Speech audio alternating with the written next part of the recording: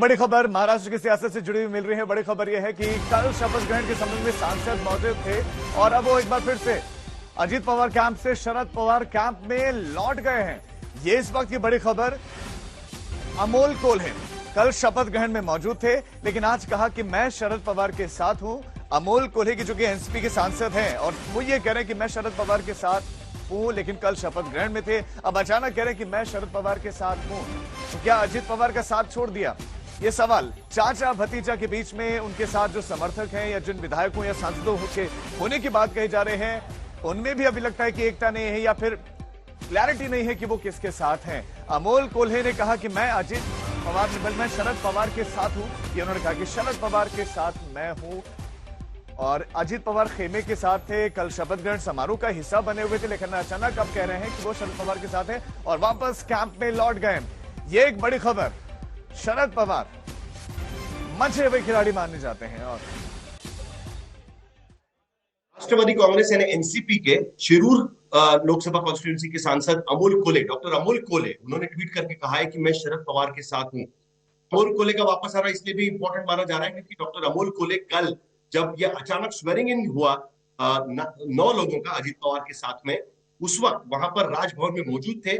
लेकिन अब ट्वीट करके उन्होंने कह दिया है कि वो शरद पवार के साथ है। और इतना ही नहीं, उस ट्वीट के बाद जितेंद्र आव्हाड, जिन्हें अभी पार्टी का मुख्य विप बनाया गया है, और उसके साथ साथ सुप्रिया सुले, उन्होंने भी उनके ट्वीट को रीट्वीट किया हुआ है। हमारे साथ इस वक्त डॉक्टर अमोल कोल्हे मौजूद है।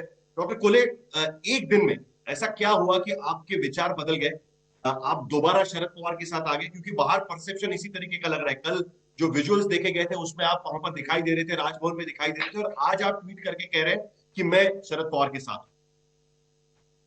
देखिए साहिल जी, कल जो स्वेरिंग सेरेमनी हुआ उसकी किसी को जानकारी नहीं थी, जिसकी पूर्व कल्पना नहीं थी। मैं एक्चुअली अजीत दादा से किसी अलग सिलसिले में मिलने गया था और ये पूरा जो इंसिडेंस हुआ ये बहुत सडन हुआ। So we were in utter shock.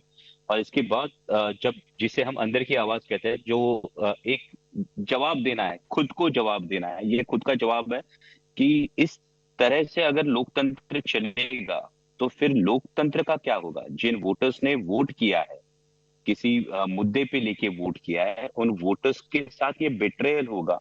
और मैं हमेशा छत्रपति शिवाजी महाराज, छत्रपति संभाजी महाराज का किरदार पोर्ट्रे करता हूँ, और जब ये किरदार मैं पोर्ट्रे करता हूँ तो मुझे ये मेरी खुद की आवाज है कि हाँ, ये नैतिकता को लेके चलना ये मेरा प्रथम कर्तव्य होना चाहिए। और इसीलिए जब स्टैंड क्लियर करने की बात हुई तो मैंने अपना स्टैंड क्लियर किया। ये मेरा व्यक्तिगत स्टैंड है और कल मैं आदरणीय शरद चंद्र जी पवार साहब से मिलकर उसके बाद मैं विस्तार में आपसे बात करूंगा। जो हिंदी के दर्शक है उन्हें शायद पता नहीं होगा, लेकिन डॉक्टर अमोल कोल्हे मराठी के एक बहुत जाने माने एक्टर हैं और ऐतिहासिक मालिकाओं में और फिल्म्स में भी उन्होंने छत्रपति शिवाजी महाराज और छत्रपति संभाजी महाराज का काम किया हुआ है।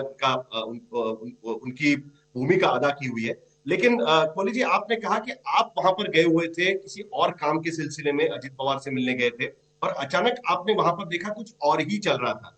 क्या आपको लगता है कि वहां पर जो बाकी लोग मौजूद थे, क्या उनसे आपकी बात हुई? क्या उनके तरफ से भी इसी तरीके का एक बयान आया कि ये अचानक चीजें हो रही है? क्या उस तरीके की कोई चीज वहां पर दिखाई दी?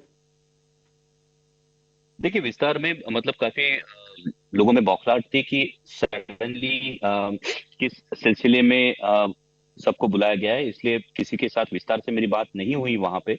लेकिन कई लोगों के चेहरे पे अचरज ये साफ दिखाई दे रहा था कि suddenly this is happening.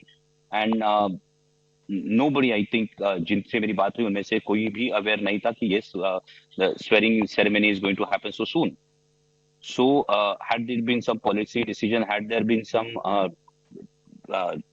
things in the making, I think इसकी अगर पूर्व कल्पना होती तो इसके लिए प्रिपेयर होने के लिए, इसके लिए बात होने के लिए एक अवसर मिलता था। वो अवसर कल नहीं मिला।